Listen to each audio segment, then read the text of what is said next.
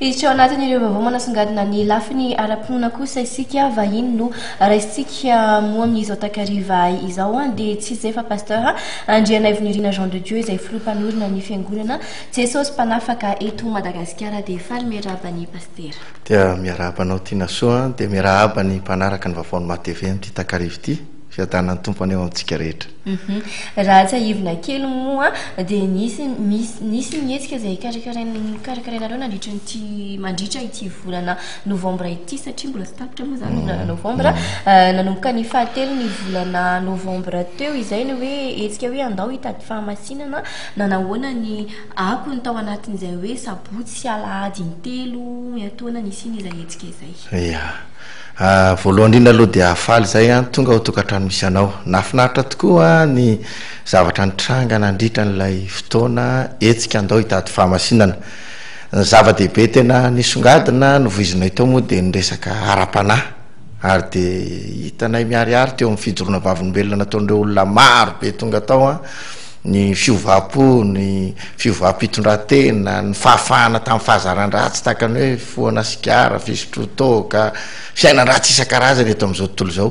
dia ny fijoroan'ireny olona maro be tsy voaisa-tsony mihitsy ny olona ny tantara atao fa be dehibe ny tantara indrindraindrindra ny zavatra nitranga nisy zava-mahagaga be dehibe tao anatin'ilay fotoana misy tena hoe malemy nitsangana olona mitondra tehana roa tonga dia afaka mandeha misy olona hoe vaky taolana tany amin'ny tongotra zany tokony atao platra mihitsy ny tena izy dia sitrana teo aneo be dehibe ny fahagagana ka zay indrindra zany no tena zavatra nafinaritra tao ary be dehibe le olona tonga feny foana ny trano isaky ny fotoana ny sesisesy. Araka ny nambara teo hoe mbola sy tapitra amin'ny volana novambra mbola isy ny sabotsy alahady 4 ny volana novambra izao anahoana kosa ny fanomanana an'izay ary mety ohatrohatriny ahoana no mbola zavatra hoe isongadina mandritra an'izay andro tontolo andro ny 4 novambra izay. Ny tenin'Andriamanitra miteny manao hoe tsara ny fiafaran'ny raharano ny fiandohany. Ny zavatra isy zany dia zao mahatonga anay tonga eto manentana antsika rehetra dia zao misy zavatra lehibe tian'Andriamanitra ho atao eo amin'ny fiainanao indrindra ianao le naheno nahita an'ireny fanentanana nataonay tamin'ny televizion isan-karazany indreny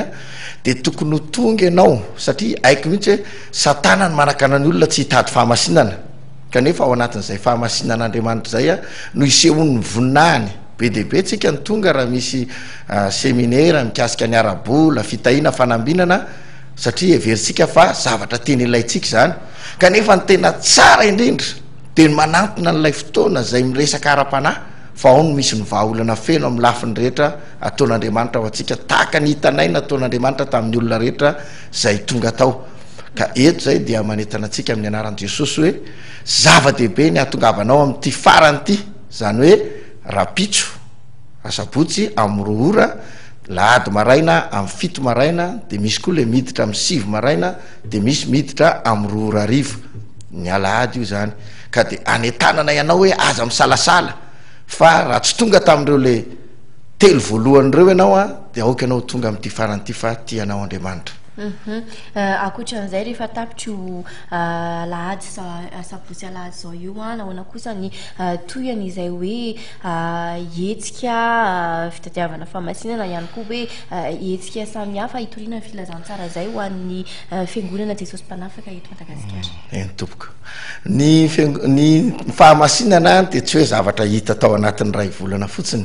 fa ozy ny tenin'Andriamanitra hoe zay masina aoka mbola iamasina trany zany hoe tsy mifarana tamin'io akory lay fitadiavana fahamasinana na fianarana amin'izay fahamasinana zay fa ny fiangonana Jesosy mpanafaka dia tsy miova mihitsy ireo fotoana zay ataon'ireo isaky ny asabotsy amin'ny 2 lahady maraina amin'ny 7 lahady maraina amin'ny 7 ary ny alahady torakandro amin'ny 2 ao amin'ny Prince Hotel Ambomiandra moa ny fotoana ataonay ka io zany zavatra mitoy izy io ary mbola isy moa fotoana miavaka ohatr'izay hatrany hatrano ataonay ato ny tompoko.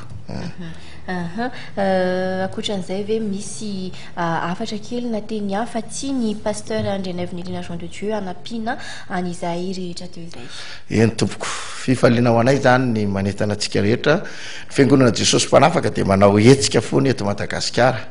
Ohatra zao zay miarina rivo ny tasy zay a amin'ny fahaenina sy fahafito ary fahavalon'ny volana Desambra. Any Ambanja indray zay a amin'ny faharoapolo sy faraiky amby roapolo ary faharoa amby roapolo ny volana Desambra, ary any Atalany ny volana Janvier, ary any Fianaratsoa ny volana Février. Zany rehetrarehetra zany dia isotonanay ny olona mba hiaina ao anatin'ny sitrapon'Andriamanitra tanteraka, ary atonga ny fivavahana zay ataony mba ho fivavahana akasitrahan'Andriamanitra, ka tonga azy tena anana antoka marina ny amin'izany atao hoe fiainana mandrakizay, ary azo antoka fa olona enon'Andriamanitra vavaka sy olona azon'Andriamanitra tahina ny olona anankiray. Ka ny fanentananay dia zao: tongava amonjy ilay fotoana lehibe amrora sasany rapitso ao amin'ny Prince Hotel Ambomiandra ny alahady amin'ny 7 maraina,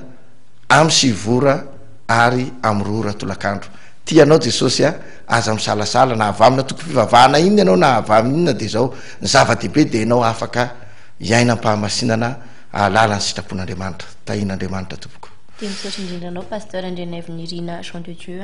ny vahiny teto amin'ny izao fampahalam-baovao izao. Dia tahin'Andriamanitra tompoko.